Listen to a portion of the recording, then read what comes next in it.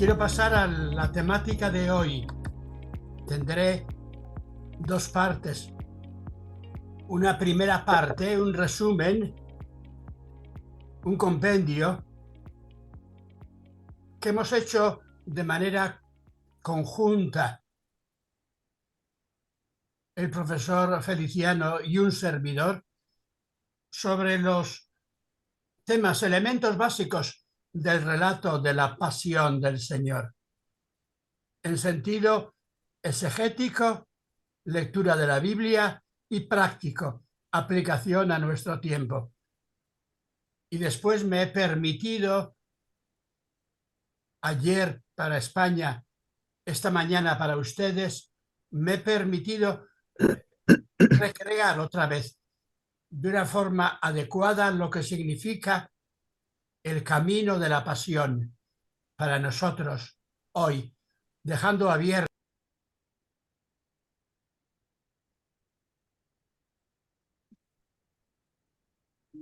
su micrófono del señor.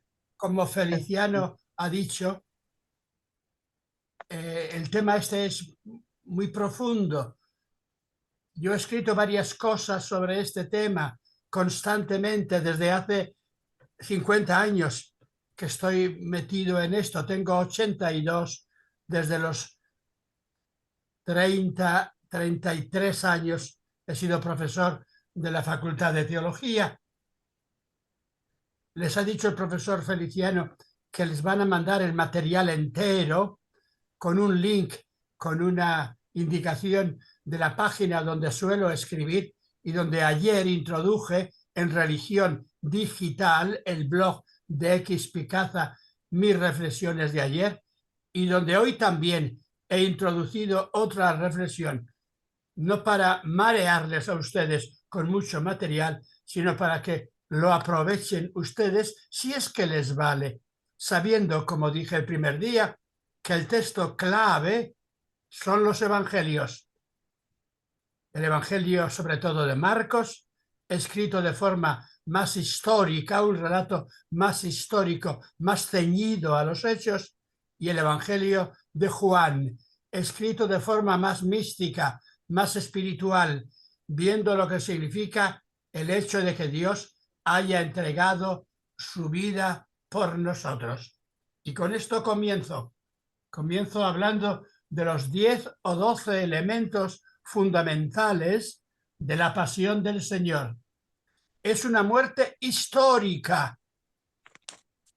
No recordamos un símbolo de muerte, sino la muerte concreta del Señor Jesús. Es una muerte muy significativa en un contexto político, social, religioso. Otros fundadores religiosos han muerto de otra manera. Por ejemplo, se dice que Buda murió de forma natural por haber tomado un alimento que estaba mal condicionado, que tenía ciertos elementos de enfermedad. Pero Jesús murió él, como mueren millones y millones de personas cada año, miles cada día. Murió por nosotros, es decir, murió ofreciendo su vida para liberación, salvación de otros. Fue condenado y muerto por aquello que había dicho y hecho. Fue condenado por los dos tribunales más importantes de aquel tiempo: el tribunal religioso del Templo de Jerusalén y el tribunal civil, político, militar del Imperio Romano. Lo que Jesús hacía y decía era peligroso para un tipo de religión, para un tipo de política. En Occidente se le ha comparado a Sócrates, a quien condenó el tribunal del Areópago de Atenas como insumiso, como un hombre que de alguna manera iba en contra de los valores de Atenas, de la política de Atenas. Me he entretenido ayer preparando esto con un libro muy interesante, escrito y publicado por la editorial Orbis Books de Nueva York el año 75, publicado en castellano en España, de Daniel Berrigan y de Thich Nhat Hanh, un cristiano jesuita Berrigan, un budista de Vietnam, en plena guerra de Vietnam. Berrigan, jesuita, que fue pues buscado y perseguido por la justicia norteamericana porque buscaba un tipo de paz, porque quería superar el conflicto armado de Vietnam de otra manera.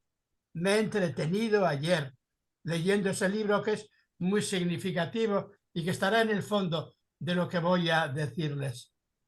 O sea que Jesús fue condenado como insumiso, como contrario a los valores del Imperio Romano, que eran valores militares, eran valores de dominio económico, como contrario a los valores del Templo de Jerusalén, que, como dije ayer, viene definido como una cueva de ladrones, de bandidos.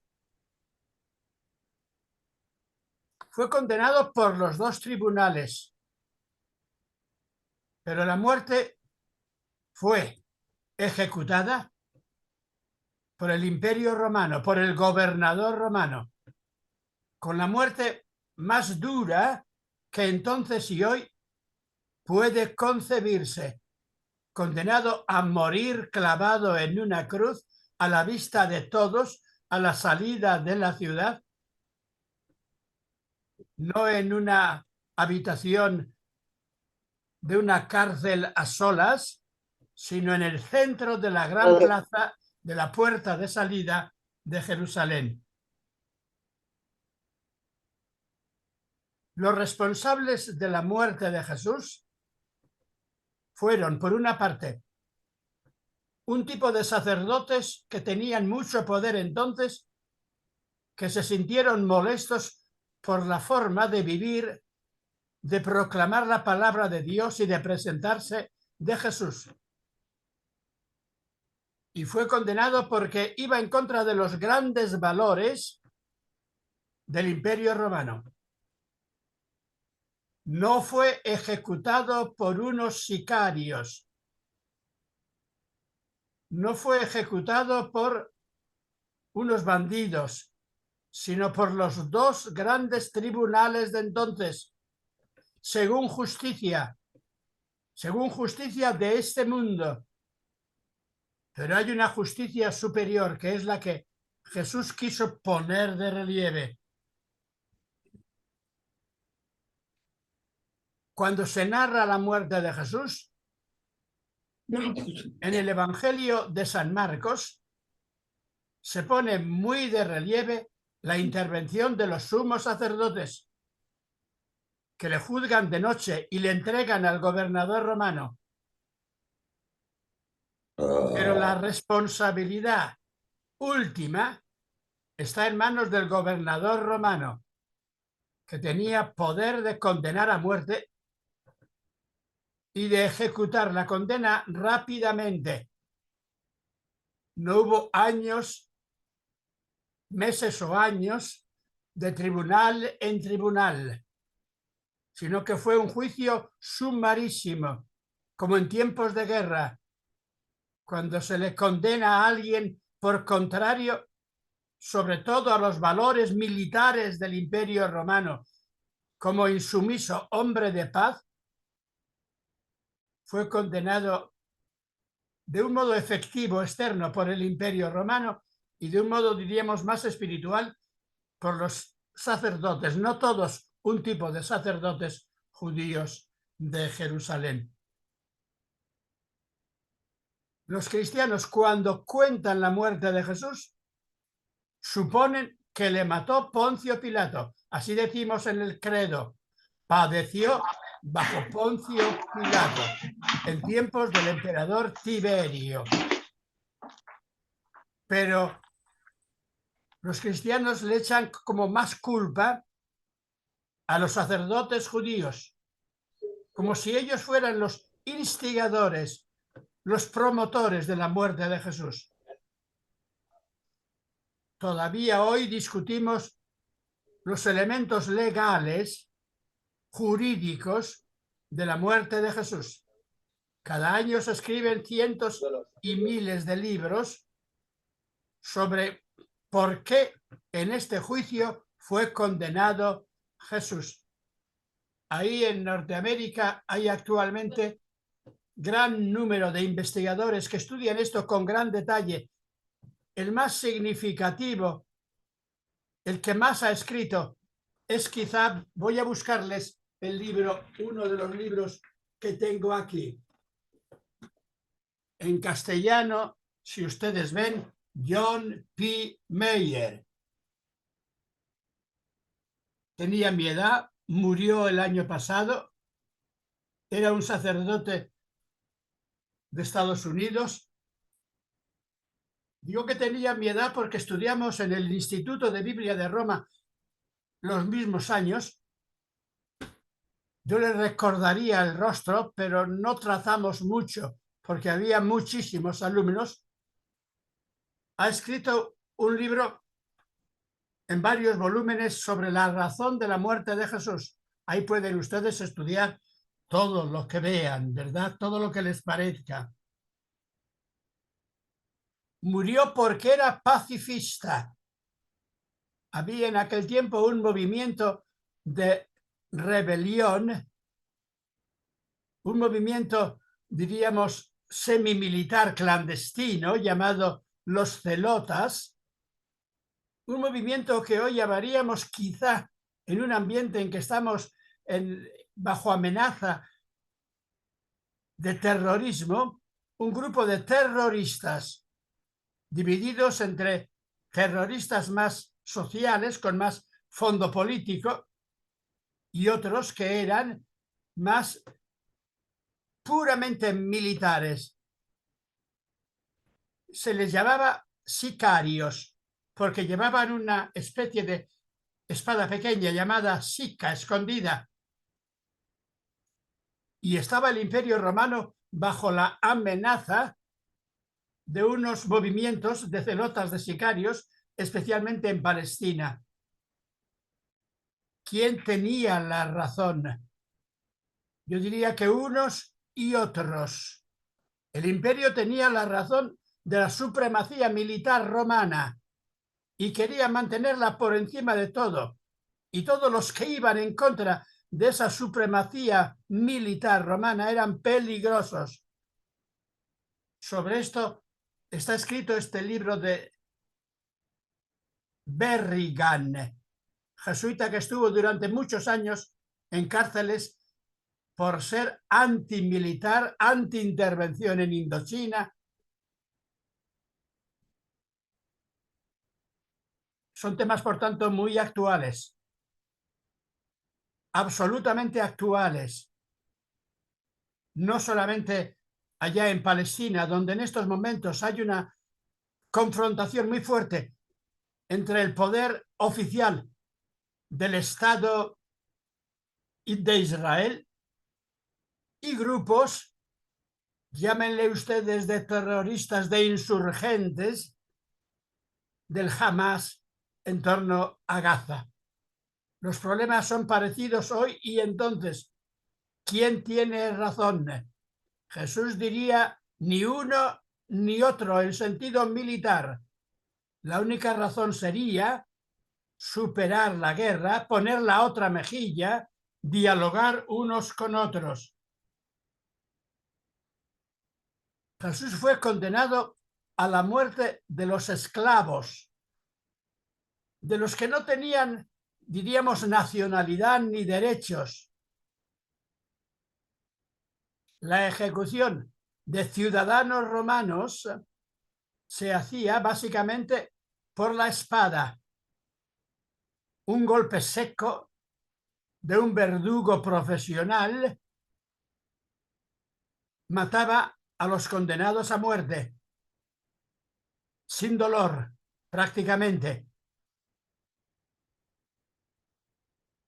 En cambio, a los esclavos, a los pobres, se les ponía crucificados a la salida de la puerta de la ciudad o en la plaza de la ciudad para escarmiento de todos. Era la muerte por terror. Podían estar horas y horas clavados en una cruz hasta que morían, básicamente de hemorragia de sangre, pero sobre todo de falta de respiración. Al estar colgados, perdían la capacidad poco a poco de respirar y se ahogaban. Más aún, el Nuevo Testamento supone que el conjunto de los discípulos varones de Jesús le abandonan cuando muere. Imagínense ustedes un líder militar, el líder de una revolución, al que matan a él solo, sus compañeros, su guardia, diríamos hoy, de 12, 13 compañeros que forman el gran comité de la revolución de Jesús, al final se van, le abandonan, porque creen que ha fracasado y muere él solo. Uno de los grandes enigmas del Nuevo Testamento es por qué no mueren los 12 con Jesús. ¿Por qué no hay en la cruz, arriba en el Calvario, 13 cruces? La de Jesús y la de sus 12 compañeros. Los 12 se van. Tanto la autoridad romana como la autoridad judía suponen que si le han dejado, no son peligrosos. Queda él solo. Pero para que no muera solo, la tradición sabe que el gobernador romano busca en las cárceles de Jerusalén dos lestai, dos bandidos militares de los celotas, y Jesús muere entre dos bandidos.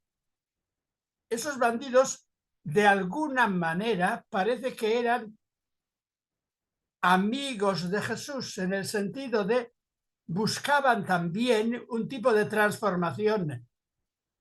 Jesús, una transformación a través de una lucha interior, de una conversión interior.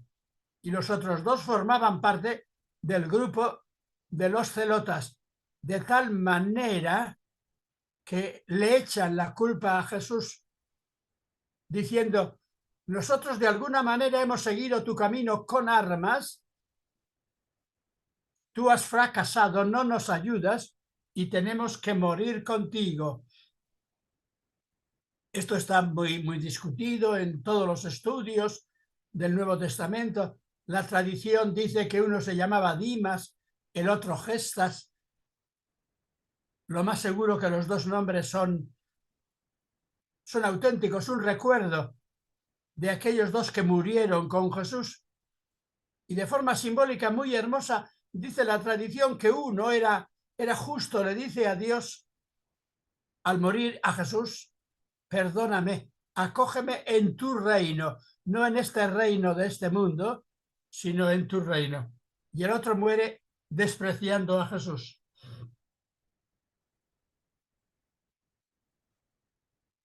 En los relatos posteriores sobre la muerte de Jesús, se suele hablar más de la culpa de los judíos. Le mataron los judíos.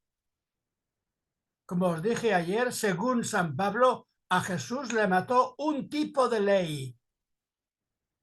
Un tipo de ley que vale para el imperio de este mundo. Y según la ley del imperio romano, Jesús debía morir. Repito otra vez esto: le condenan los dos mejores tribunales de aquel tiempo.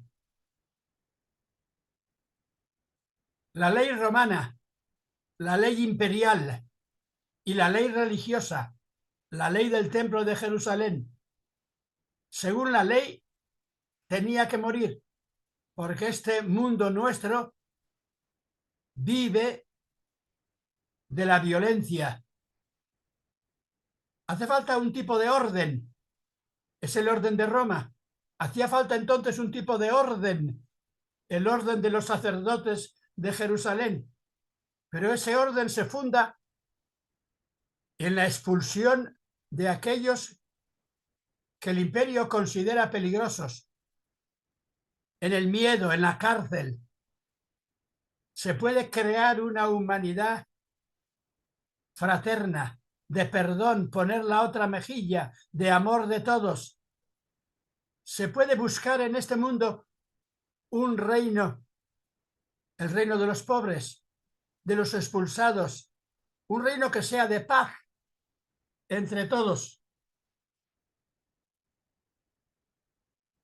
Repito, la tradición ha tendido a echarle la culpa, sobre todo, a los sacerdotes que han pactado con el imperio, que quieren mantener un orden por la fuerza,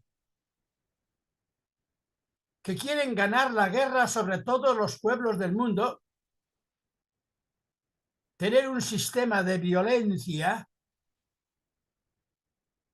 un sistema donde la ley durísima condena y mata a los insurgentes,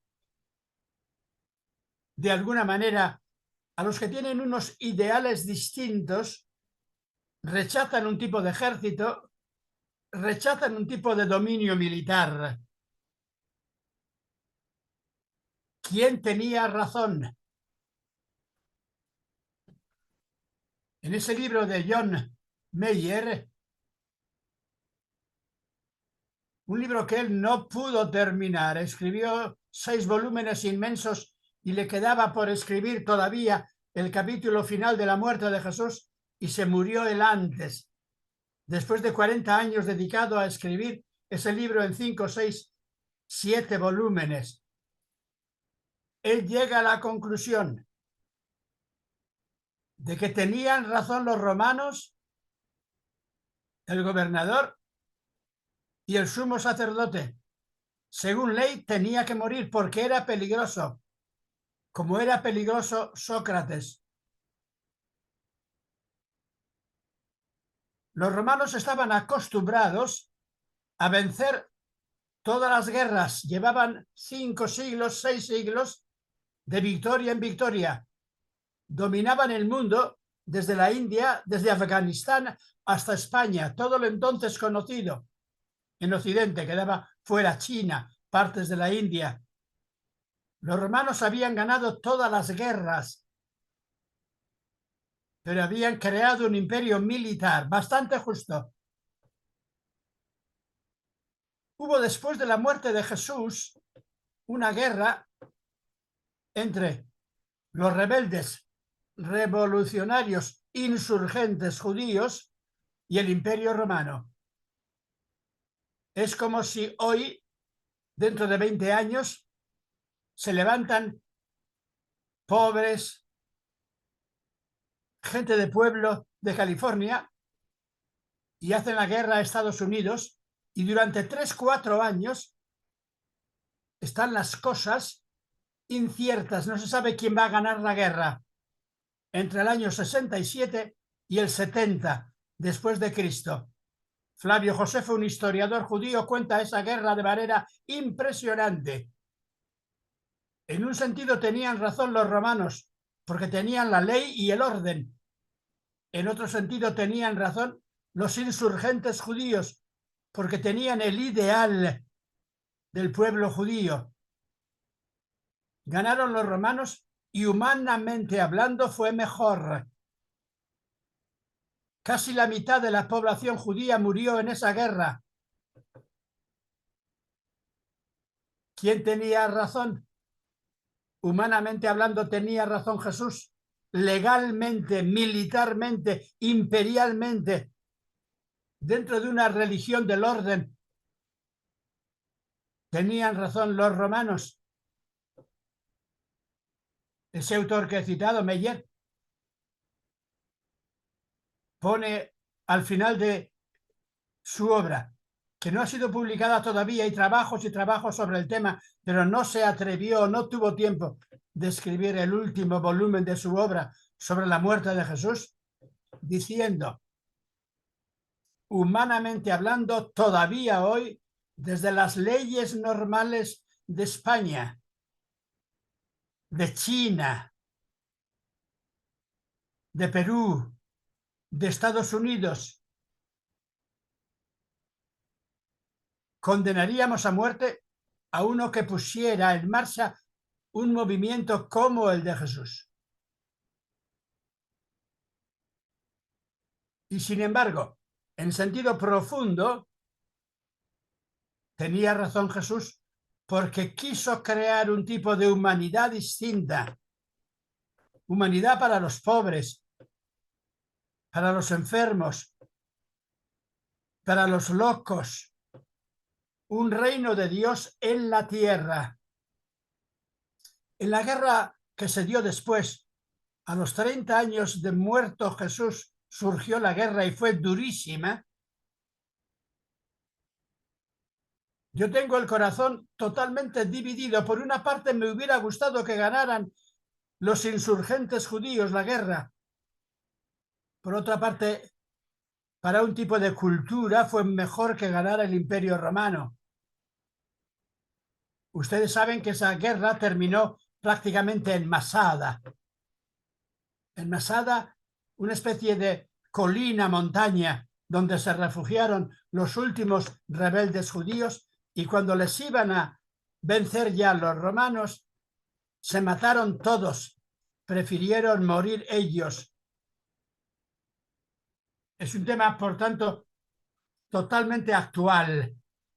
Esto lo he desarrollado largamente en esos papeles que ha citado antes el profesor Feliciano, y allí los pueden ver. Pero he pasado todo el día de ayer para mí en España y de hoy para ustedes en California, volviendo a pensar esta temática. Porque el problema supremo que tiene el ser humano es la muerte. Los animales mueren, pero no saben que mueren. El hombre sabe que es mortal. ¿Aceptas la muerte como un camino abierto a qué? A la vida de todos. ¿O te rebelas contra la muerte? ¿Utilizas la muerte? ¿Matas a otros para vivir tú? Este es el misterio que está en el fondo de la pasión de nuestro Señor Jesucristo. Vivimos matando a otros. Vivimos destruyendo el mundo. Problemática de tipo ecológico. Y quedan en el mundo solo los triunfadores, o vivimos dando la vida a los demás gratuitamente. El tema es cómo morir. ¿Vivo dominando a otros o vivo dando la vida para que otros vivan? Este es un problema clave, hay en California, aquí en España. ¿Qué hago con mi vida? ¿Vivo para que vivan otros? ¿Vivo para ayudar a otros? ¿Vivo para reconciliarnos todos? ¿O vivo dominando a los demás?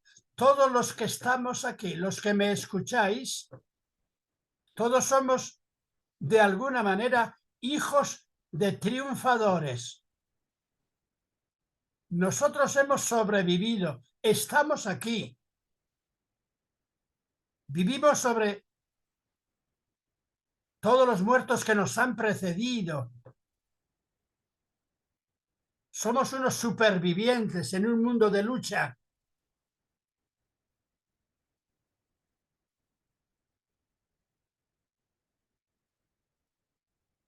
Repito, Los animales mueren y no saben que mueren. Los hombres descubren que van a morir, que tienen poder. ¿Cómo viven? ¿Dominando a otros o dando la vida por otros?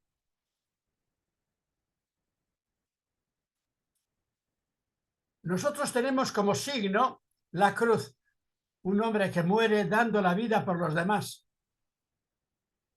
Un signo que es discutidísimo. Ayer terminé poniendo la imagen del Jesús crucificado asno, no caballo vencedor, sino un asno que ha perdido y al que le matan. ¿Qué hizo Jesús? Fue incapaz de ganar y por eso le mataron, le crucificaron. O Jesús fue grande precisamente porque no mató a otros, sino que quiso la paz y fue capaz de morir poniendo su vida al servicio de los demás. En vez de la cruz, podríamos tener como signo un enterramiento, un dolmen. Aquí en Europa, los primeros signos y en todas partes de la vida humana, cuando vamos a buscar aquí hubo vida o no, los primeros, vida humana o no, los primeros signos son enterramientos. En lo que he escrito desde aquí, desde España, ayer, y he colgado en mi blog, el blog de X Picaza, he puesto como signo un dolmen, una piedra sagrada donde dice aquí se ha enterrado a un muerto y sigue estando presente entre nosotros. Y voy a recordar ahora cosas de América en la que están ustedes. Algo he recorrido desde Chicago, Los Ángeles, pero sobre todo desde México hacia abajo. Creo que estaba en todos los países de América hispana. Incluso he estado en Haití con un amigo que tenía, mexicano, que iba a Haití a llevar dinero y ayuda y murió hace 4 años. Amigo porque era de origen como el mío, vasco. Y hace 6, 7 años que estuve allá en México, en la zona del Yucatán. Me vi con él porque era amigo de amigos y me dijo, tengo que ir a Haití llevando comida y vente conmigo. Y fui con él y estuvimos 3 días en una situación increíblemente difícil. ¿Cómo ayudamos a vivir a los de Haití, el primer pueblo libre de América de esclavos? Un pueblo actualmente destruido, donde no hay prácticamente nada de vida. No hay un Estado que ofrezca posibilidades de justicia a todos, pero donde quizá más tiempo y con más, diría, corazón he vivido ha sido en la zona del Perú, y más que en Perú, en el Alto Perú antiguo, en Bolivia, en torno a la paz, el signo religioso supremo para la cultura andina de la actual Bolivia, Perú, Ecuador, hasta el norte de Chile, hasta el norte de Argentina, es la huaca. Huaca es un enterramiento y lo sagrado es el enterramiento. Y lo que nos hace unir a Dios son los muertos en manos de Dios. Y se reza en el cementerio sobre las piedras sagradas que son el recuerdo de los muertos.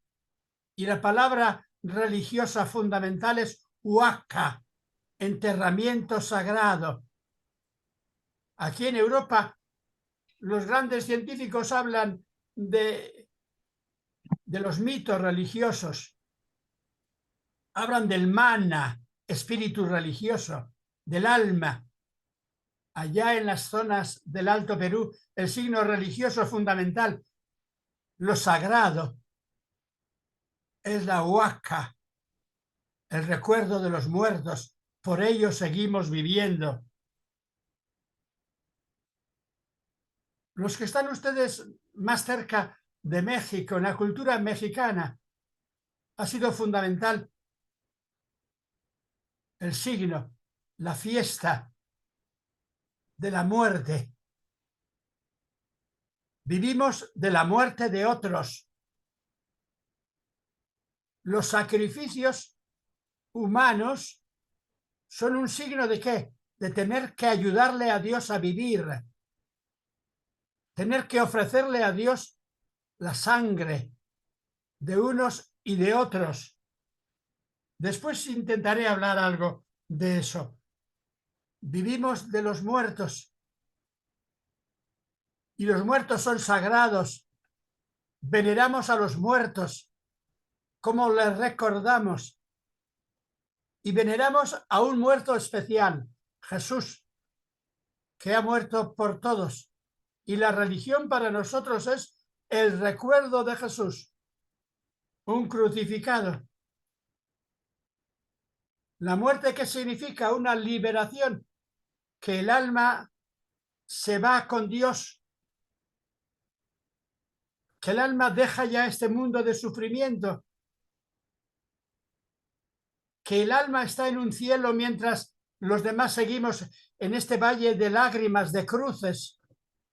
Ustedes rezan la oración de la salve de la Virgen y después de este destierro, en este valle de lágrimas,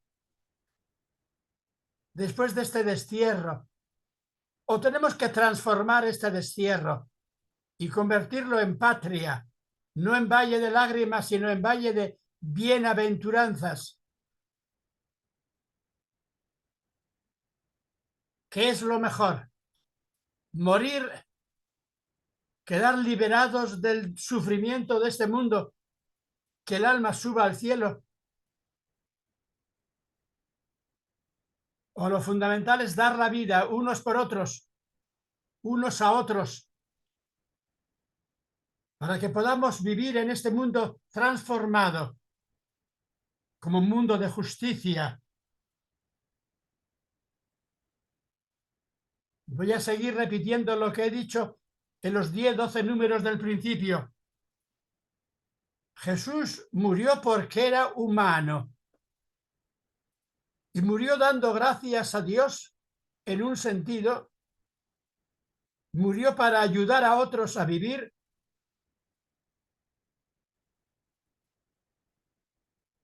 murió protestando contra este mundo malo. Dios mío, ¿por qué me has abandonado?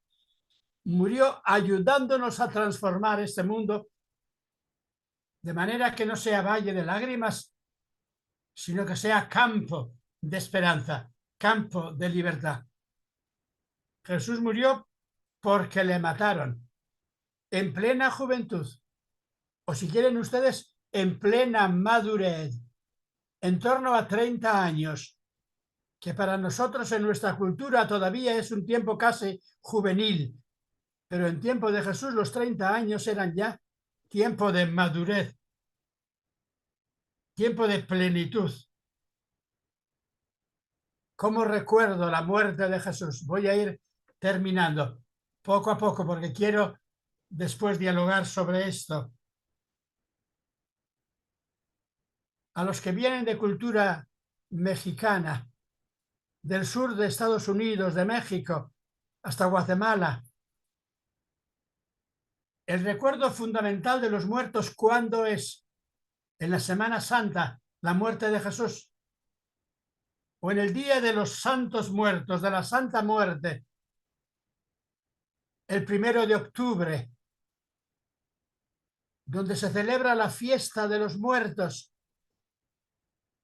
Estamos cerca de ellos y entre los santos muertos el más importante es Jesús, o la fiesta de la Santa Muerte entre ustedes es una fiesta semipagana donde no se recuerda a Jesús, quizá viniendo no de la cultura del sur de Estados Unidos, de México, en vez de la Santa Muerte, los muertos sagrados, nos ha llegado la fiesta de origen europeo, celta, irlandés, Halloween, la fiesta de los muertos, como fiesta de niños, fiesta folclórica, fiesta pagana, y la celebramos el último día de octubre, antes de todos los santos y todos los difuntos. La celebramos como jolgorio de niños, un folclore para olvidar el problema serio de la muerte. O celebramos la fiesta de la muerte de Jesús como principio de liberación en la Semana Santa, o ambas cosas. No van en contra del Halloween o la fiesta de los muertos el 1 de noviembre, y tenemos en un momento la muerte de Jesús como salvadora para todos, y al mismo tiempo recordar a todos los muertos. ¿Cómo recordamos la muerte? Actualmente hay una tendencia entre muchos a una especie de cómo dialogo yo con los muertos, eso que llaman espiritismo, invocar a los espíritus de los muertos. ¿En forma de qué? De desahogo, de nostalgia, de paganismo. Y voy a terminar recordando unas oraciones de muerte. Ayer terminó Alberto Embry leyéndonos y comentando el poema impresionante de Gabriela Mistral, la oración ante el Cristo crucificado. Aquí en España les recordé a ustedes el canto de un poeta de Salamanca, Gabrieli Galán, que es el canto titulado La Pedrada, cuando pasa el Cristo Nazareno rodeado de muerte, cuando le llevan a ser crucificado en una procesión, el muchacho de aquí, de Salamanca, de Extremadura, agarra una piedra, tira la piedra contra el soldado que le lleva preso y quiere matar al soldado.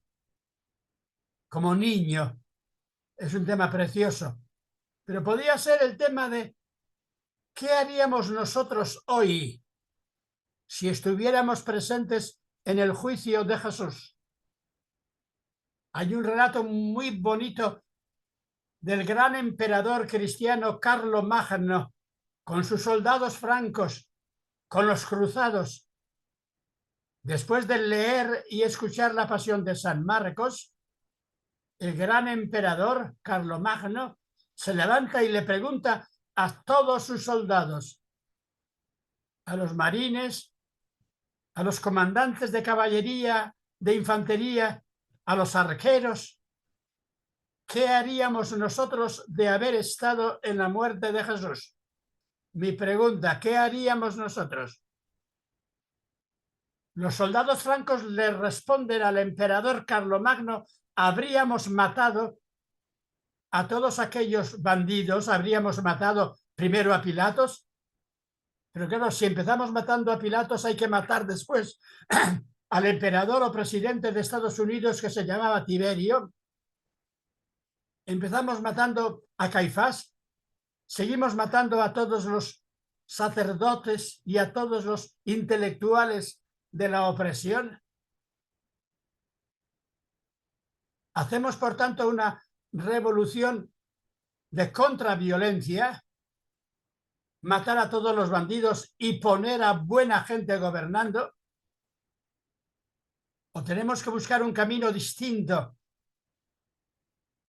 como aquí en Estados Unidos me ha emocionado siempre la figura de Berrigan, jesuita de Minnesota, que pasó prácticamente toda su vida en las cárceles por ser contrario al orden militar de este mundo. ¿Cómo se resuelven las cosas de este mundo actualmente?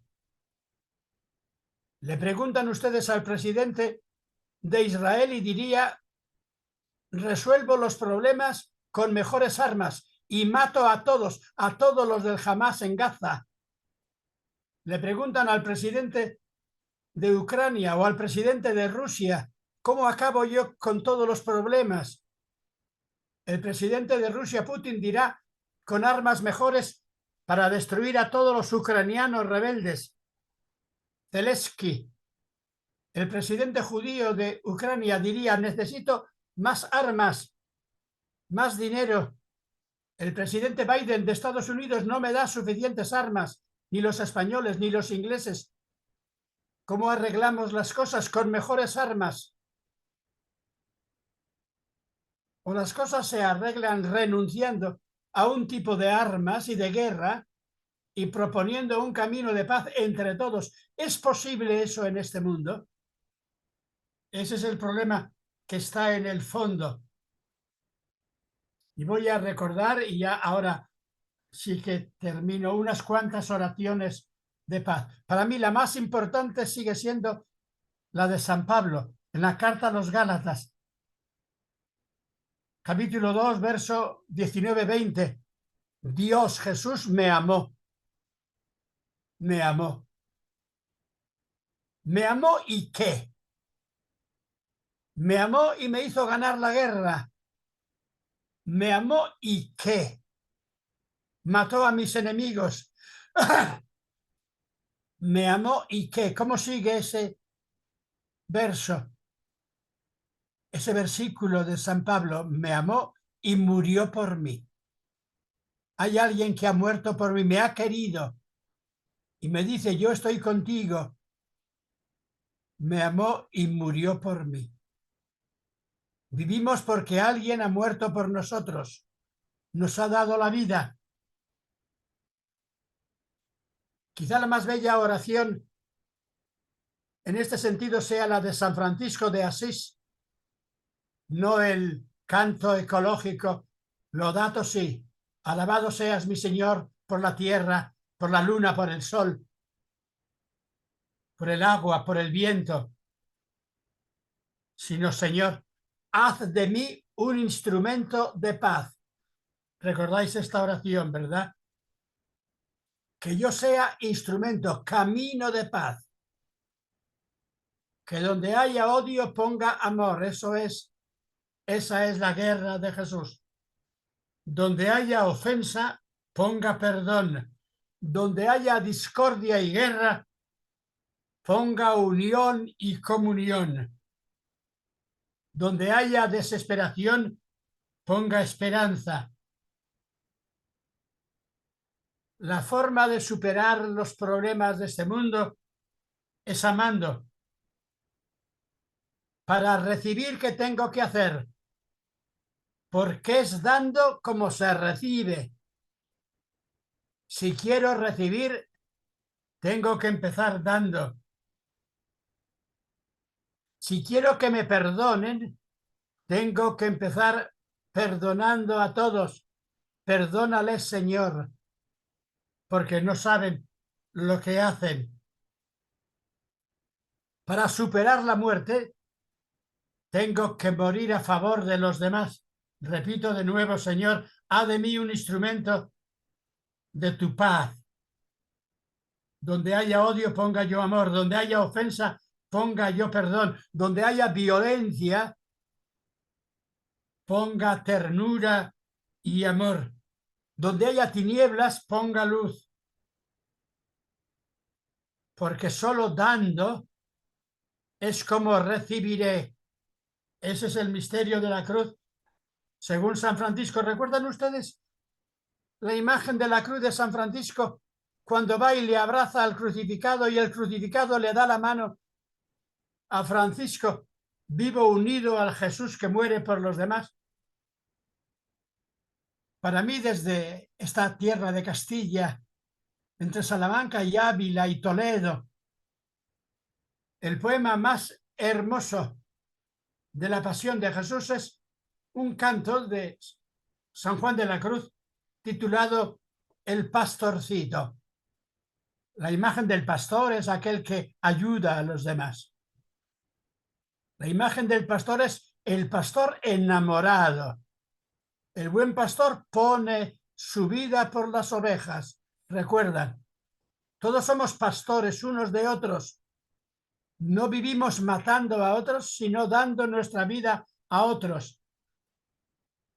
Y este poema lo voy a leer y enseguida acabo. Ahora mismo dice, un pastor está solo, apenado, sin placer y sin contento, porque ama. No llora por haberle llegado el amor, llora porque su amada no recibe el amor. Jesús llora. ¿Recuerdan en el Evangelio de San Lucas cuando baja por el Monte de los Olivos? Llora por Jerusalén, ¿recuerdan? Hay una pequeña capilla que pone Dominus flebit, el Señor lloró. Jesús lloró al ver a Jerusalén.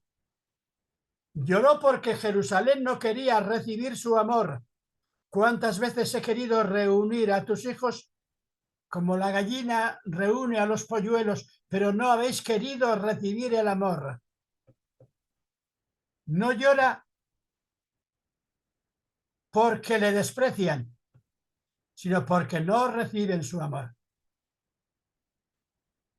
Jesús Pastor muere llorando si es que no recibimos su amor. Y por eso Jesús, para mostrar el amor del todo, sube a la cruz. Al cabo de un gran rato, se ha encumbrado sobre un árbol, donde ha abierto sus brazos y ha muerto con los brazos abiertos para ofrecer amor, perdón a todos. No muere pensando en sí mismo, cerrado en su esfera, muere desnudo con los brazos abiertos, ofreciendo amor a todos.